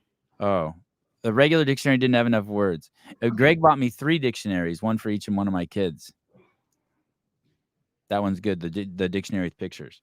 God, you know what's funny is like watch a modern day kid try and find something alphabetically. That's going to be an SAT question if they haven't gotten rid of it yet.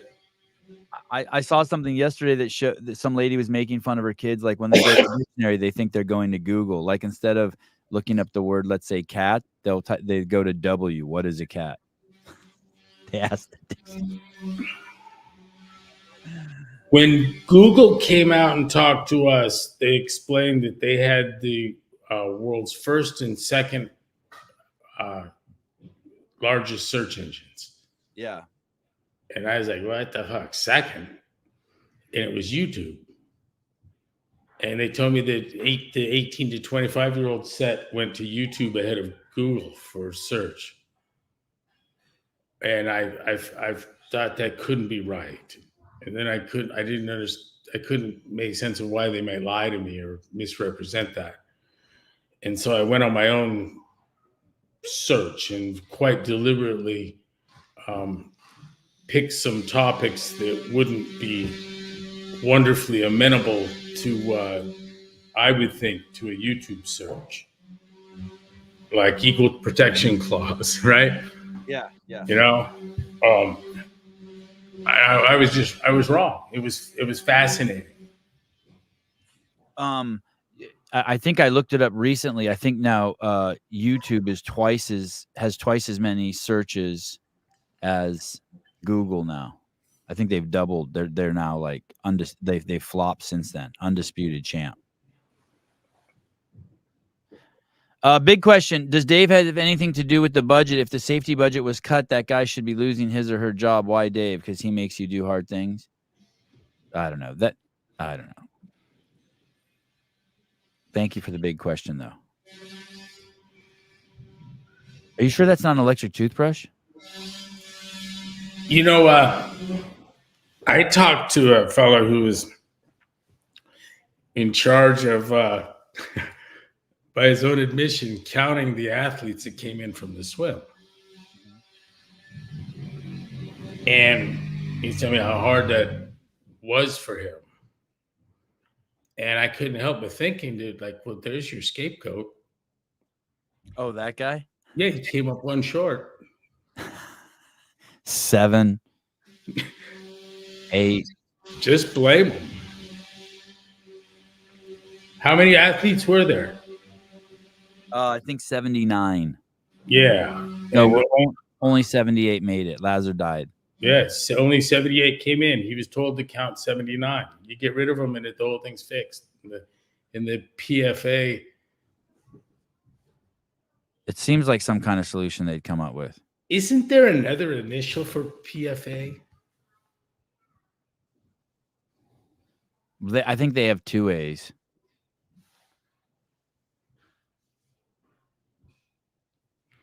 The brother, I had been speculating, and I still speculate, but I had been speculating that he had a cardiac event, and just because of the history of where we are out in the world, and because of what happened to him a year ago at the Burj Khalifa, how he went down there, same guy. But his brother DM'd me and said, "Hey, I'm not going to ever contact you again, but you need to know that he did not have a cardiac event."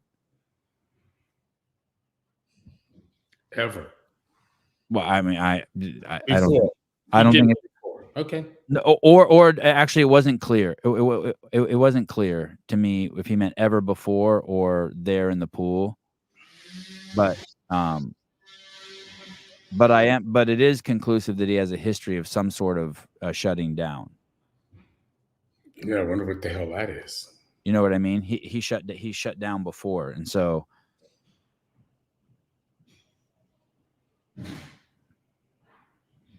But then again, George Floyd's autopsy is, the first one is that he OD'd, and the second one from the family is that he was asphyxiated. You know what I mean? He was choked. So it's like, I don't know. I still have to use my own discernment. I don't think a monster grabbed him and pulled him under. I don't think he hit a rock. You know what I mean? I have to use my own discernment of what went wrong.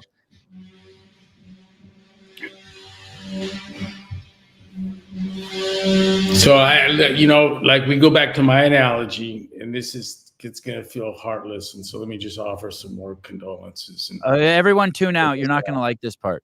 But you're reporting back to you've run over one of the clowns, and now you want to set fire to all the cars. Oh, right. And I'm like, why don't we just get rid of all the fucking clowns, right, once and for all? Right. I know that. Isn't that the most interesting thing? That would be the cleanest solution. When you come to buy a car, leave your kids at home. Right. There's no clowns here. No. The cotton candy wasn't good for you anyways. Right. Climbing the world's tallest building in Dubai. Yes.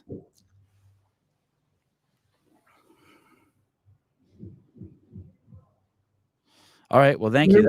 Medical speculation as to the types of things, and I do, but it doesn't mean anything. It's just guesses. What? Say that again. Medical what? Say that again. I would like to know what the autopsy says.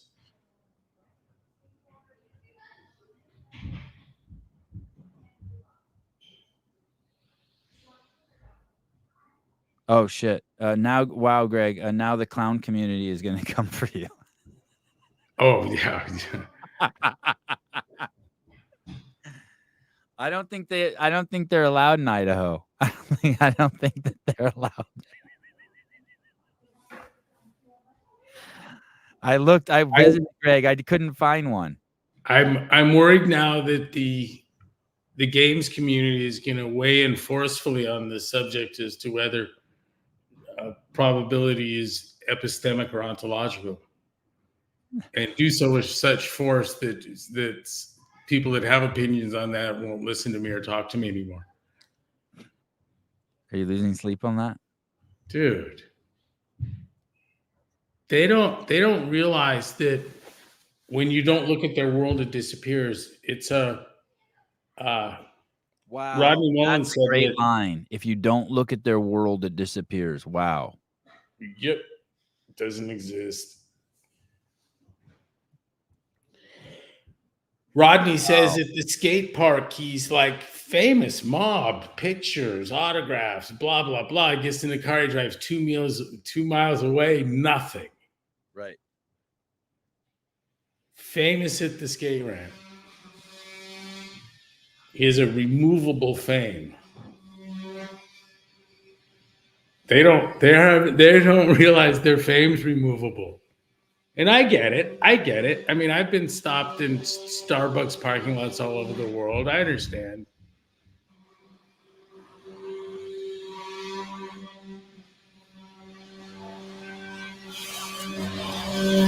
Fucking Rogan Hey, have her bring that vacuum in the room. What were you gonna say? Oh, you know what's going on? What? They're building my stairs down to the water. Oh, well, their timing's perfect. The show's almost over. What were you gonna say, Rogan? What? They were probably told they could start at 8:30. Yeah. Joe had Matt on, and the two of Mr. them, Fraser. Mr. Fraser. yeah, and the two of them were talking about how rude I had been, and that Matt would come over to my house or whatever, and I didn't make him a drink or say hi or talk to him, especially in light of how much money he had made me.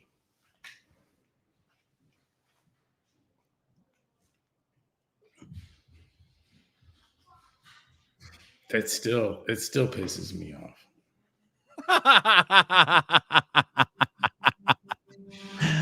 Oh, being misunderstood so crazy. No, it's like I had to spend $25 million so Matt could get 2 and be ungrateful. You cunt. Hey, That's the figure. I had to spend $25 million so he could get 2.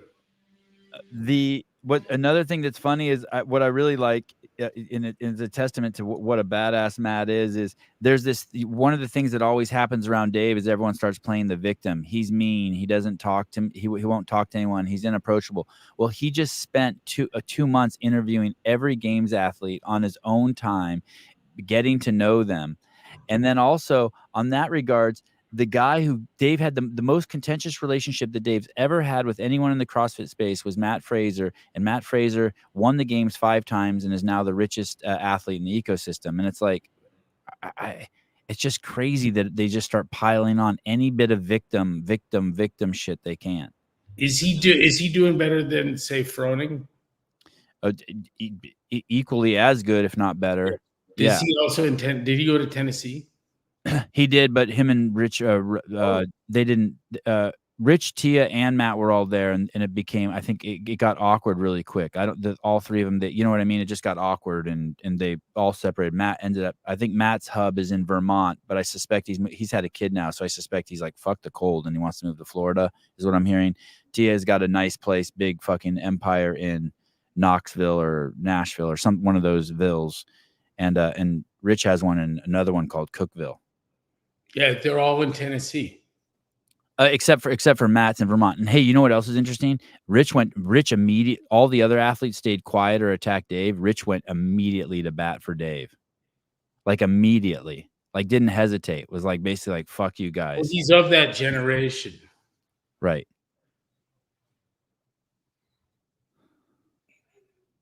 And he's got an affiliate with fucking, 3,000 members, active members. It's fucking chaos over there. I mean, you realize that this show is 100% of my CrossFit thinking. Right. I know you. I know. Oh, I know. You're going to turn it off and be like, hey, we need a new vacuum. Come here, kids. I want to show you something on long division. I know. By the way, when Greg and I are together, we never talk about CrossFit. Isn't that crazy? Like when I come to your house, like we never talk about CrossFit. I know it's crazy. Savvy. So we got the new baby in the house, and I appreciate you doing it for these people because they like to hear it. I don't mind. I enjoy it. Okay, but it's like looking through a yearbook. Great place to hear and see, and there's a certain amount of I told you so-ness. Yeah, but. Yeah, fair amount. What about your baby? You were going to say something? So we got this new baby in the house, and we got balloons. You had to have balloons, and one of the things that Reason, who's 4, came home with was because she saw it on the balloon. She wanted to know what that says. Wanted that balloon, but it was one of the displays, and it said "Happy Celebration." So we came back, "Happy Celebration," which is pretty fucking funny. But some of the Happy Celebration balloons are 25-foot, 30-foot overhead in the rafters of the logs. Right. And there's things have been offered like slingshot that got shot down, pellet gun. I was actually voting for the pellet gun. Maggie didn't want it. Just as a matter of principle, the indoor shooting she has a problem with, and I understand for sure. But it's resolved finally. And I think everyone will love this. It's blowguns. blow darts. Oh, So what we're if gonna the go. darts stick in the ceiling though? Not mine. Oh, Yeah. But it's PVC, and you make cones of construction paper and a little dab of watered up paper and a pin. yeah. With, I mean, it's crazy what you can do. Did you actually make some yet? No, but I years ago, what in the brief period I worked at Hughes, there was a guy there, big fat guy named Bob Martinez, engineer, that made a blowgun, and he could put a nail through a penny. Yeah. Wow. That sounds unbelievable to me. Yeah, I was worried I was getting it was a magic trick, but be worth looking into. But I've made blowguns before. They're gnarly. Yeah, we used to make them as kids now that I think about it, and we would put we would do them with straws, obviously, but if you could get like a big enough like straw, we would put tacks or pins in them too. And it was pretty fun. We took this stuff called, I think it was 8-shot. It's super granular, very fine. And just the smallest of lead shot, and made a feeder system and got some brass tubing at the hobby shop and cut it with a file, soldered it together, and with my father's air compressor, made a BB gun machine gun that shot this lead basic dust shit, these tiny micro pellets. But it would devour a Coors can at 100 feet, just chew it up. Wow. You and Kathy did that? Yeah, and our buddy Goob. With my dad's tools in the garage. That's not all we did. Stuff for another episode. Should get Kathy on. She confess her background. The journey of Goob, Kathy, and Greg. It could be like a series of books, like kids' books. Dude. Like Milo and Otis for adults. All right. All right. Happy construction. Send me photos. Yeah, happy celebration. All right. Bye, bud. Bye. All right.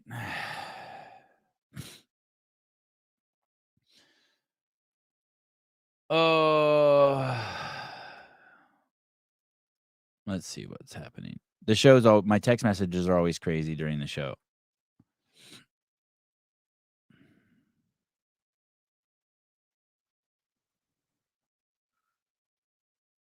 Oh, interesting. All right. All right. Thank you.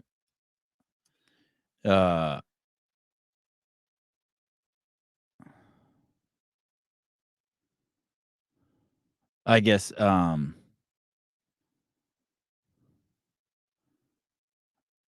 there isn't an official report out, any conclusive reports. Whatever conclusive means. I probably shouldn't even use that word. If the autopsy supported his lawsuit, they would have released it. Do you believe Luca?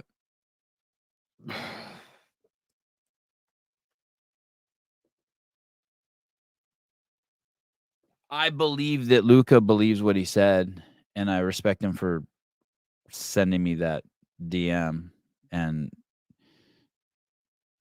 I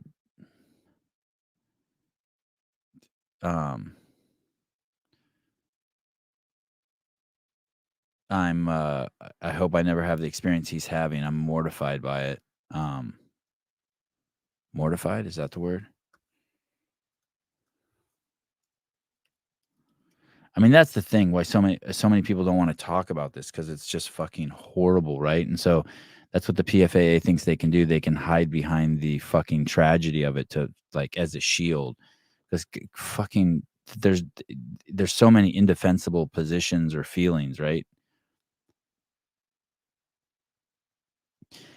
I mean, there was a lady at the DNC who said her brother died of COVID, and then I looked it up, and her brother was 100 pounds overweight, and he was put in the hospital for cancer, and then supposedly he died of COVID. And I made a post about it, and 2 people like attacked me for being fat shaming, which that's not fat shaming, and another one said something like was disrespectful or something. But that's the thing. Like there's this emotional shield. Like, hey, you can't talk about it because it's so sad that someone died, and I get that. I'm not like comfortable talking about this shit, but I'm also not going to be a pussy. Like if I have clear, concise thoughts and logic, I'm like, you know what I mean? And I understand why people are confused. People think that like I'm gaslighting or I'm changing the subject or whatever. No, basically the PFAA has thrown their hat in the ring, and so I'm gonna jump in the ring too, and it's gonna be a melee. Do you know what I mean? Like someone's like, someone wrote, "How dare you? Why would the PFAA be responsible?" I didn't say that they would be responsible. They've said that they're responsible. They've decided to throw their hat in the ring. I'm not saying that. They're like, "Why are you going after them?" Well, because they fucking walked out into the street during a gang fight. They've brought their fucking that they're bringing their case to the table while this shit's going on. All right, well, you're fair game too. But I understand why people would think that I'm gaslighting or that I'm trying to whatever the comments say. But once again, 99% of the comments don't say anything. They just attack me. They're like, "Sevi, you're an asshole," or "You have Greg's dick in your mouth," or my favorite one is when people say I'm defending HQ. You're out of your fucking mind if you think I'm defending HQ. One guy can't stop saying to me, "Man, you used to be so nice and you used to beg athletes to go on and now you're turning on them." First of all, I never begged anyone for fucking anything. I begged Matt Souza to not have me do the podcast, but now I fucking love it. And I still fucking love the athletes. Fuck, I'd have Jason Hopper on any day. I'd have a Saxon Panchake on any day. I'd have Daisy McDonald on any day. I'd have any of the athletes on. Not any of the athletes. I'm done giving some of them platforms. And this whole thing, like I came on every morning. It's like, it's fucking crazy. It's crazy the shit people say to me. I was a fucking homeless dude that made videos for fucking CrossFit and just fucking got swept up into it and fucking loved it and had my life changed by it. And then I was fucking fired for something for being toxic by some fucking dork named Eric Rosa. It's like, fuck you. It's crazy the shit people are saying to me now. But it's fine. Yeah, I'm done with the athletes who it's like this. It's not I don't hate any of them, but we're fighting now. So we're going to fucking throw down. Like you stepped into the ring. I wasn't going to make some big old fucking case of it. My first gut instinct was to raise fucking money for Lazarus Fund. We did. We had no peer in the space, no podcast, no person, no fucking Tia Toomey link. It was fucking Taylor Self telling me, "Let's get on and fucking bang this thing out."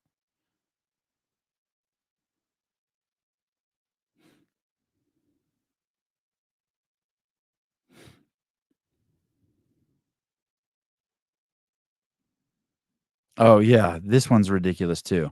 I love the athletes that say, "If you," I love the athletes that keep saying, "If you've never been there as an athlete." Hey, how about none of you guys say anything because none of you guys have ever been an athlete where it's a life or death issue like Dave. How about you guys shut the fuck up? I mean, I know everything they say. That's the thing too. Everything they say is so fucking stupid. It's because it's clouded by emotion. So whatever. Mortify means cause or feel embarrassment or shamed or humiliated. Yeah. I feel some of all of that being involved in this.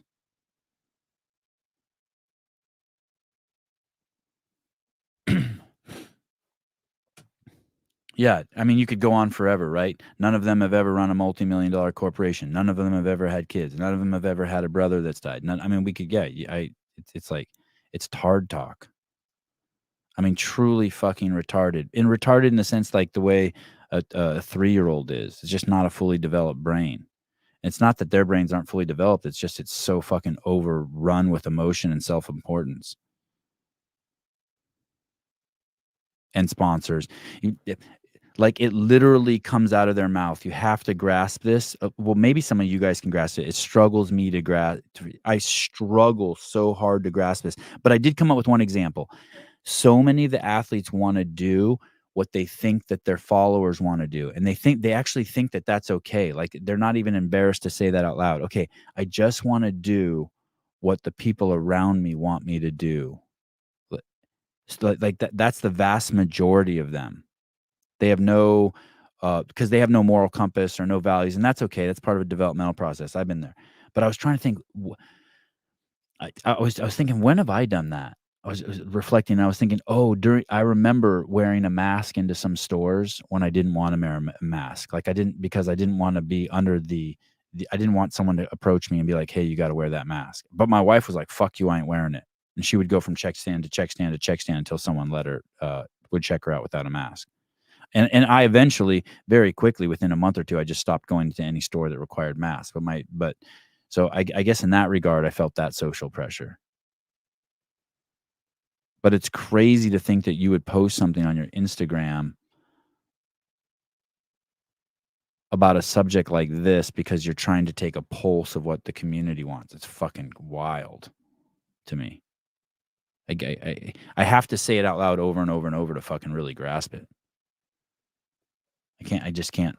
But they've said it to me, and 2 athletes have said that to me, and others have said it to other people. But they don't even know what they're saying. I don't even think they hear themselves say it.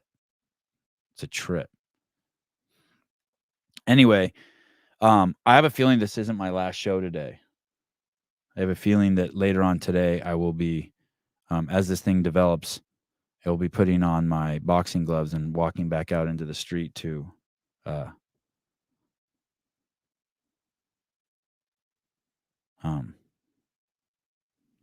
Philip Kelly, I never wore them, and these Cali pussies never said shit. Oh, I had a lot of people say stuff to me. I'll never forget the guy at the UPS store. Where's your mask? I don't wear one. He even says, why do your kids come in here barefoot? I'm like, I don't know. Why do you put on shoes? I asked the guy, I'm like, do you guys have a mask policy? He goes, well, we prefer it. And I go, well, I prefer not to. It was crazy.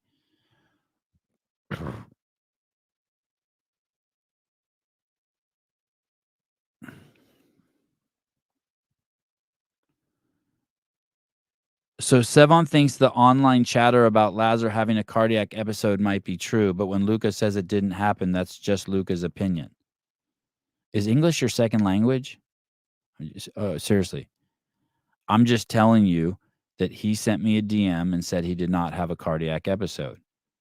But I have my own I have my own discernment and observation of what happened there, and then we have other events, or at least one event that says that something was wrong. So when your wife says to you, Nergis, don't put your thumb in my pussy, and you say that's not my thumb because she knows something's in there, does that mean that she's lying? I mean, like, what the fuck, dude?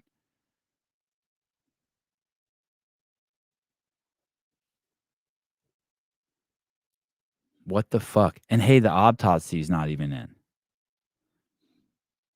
And there's plenty of evidence that show, like, what's it going to come back, Nergis, that he had a stroke, or that he had a AFib, or like what's going to come back? You tell me what's going to come back.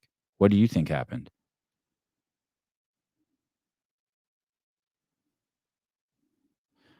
Just so it's from the autopsy, he did not have a cardiac event. They found nothing wrong with the heart. This was known to people that are close.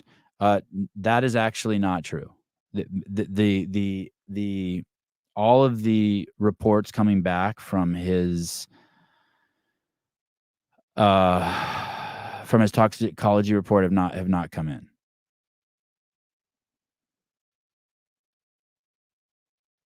Maybe there's some preliminary evidence they have, but it's not done. But I appreciate you, Exterical NH, chiming in. I'd be curious. Hey, could you chime in on what you think happened then? What do you think happened? Dubse, I waited months for my father's as well. Adam Blakesley, I waited 2 months for my father's, and it was at the was University of Iowa.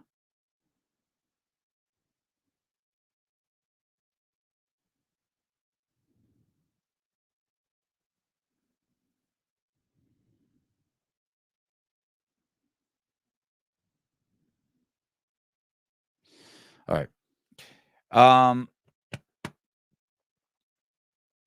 Hey, so it's not rocket science that something was up.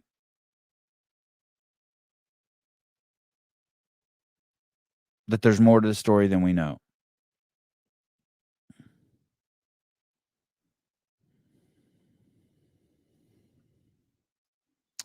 Clock, I think he went into a fib. I do myself from time to time.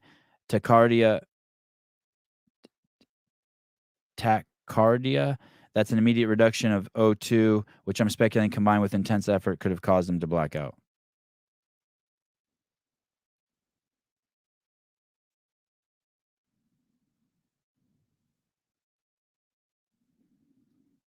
My beautiful girlfriend, pool boy, Sebon, my beautiful girlfriend and sweet piece of ass has officially ended her deployment in Australia and is back home. She's watching the show and wants you to say welcome home. Thank you for your service. Welcome home.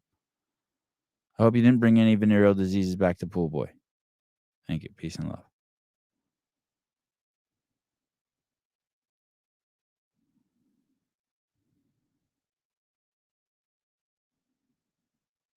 Tachycardia.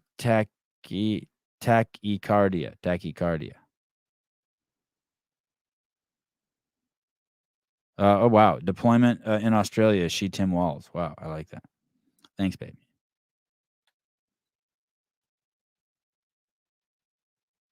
Thank you. All right, guys. I'll see you in a bit. What's today? Wednesday. I forgot to take the trash out today. Can you fucking believe that? The one obligation I have as a fucking man to this house, and I didn't do it. And you know what? I'm going to blame beer. I had my first 2 beers in probably over a year yesterday. Crazy. I traveled 35 hours. Wow. Yeah. All right. Oh, why life in the big city? Why do you just burn your trash? Fickle pickle. Bob, you had one job. I know. I was dropping a deuce this morning, and I was just like, fuck, I just realized it.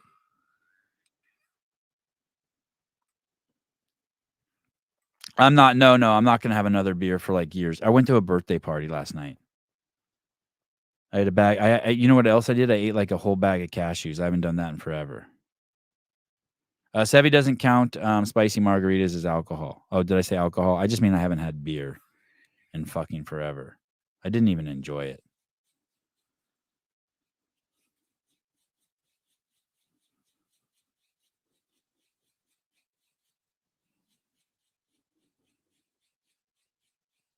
Oh, happy birthday, Jeez Louise. It's my birthday on Friday. Okay.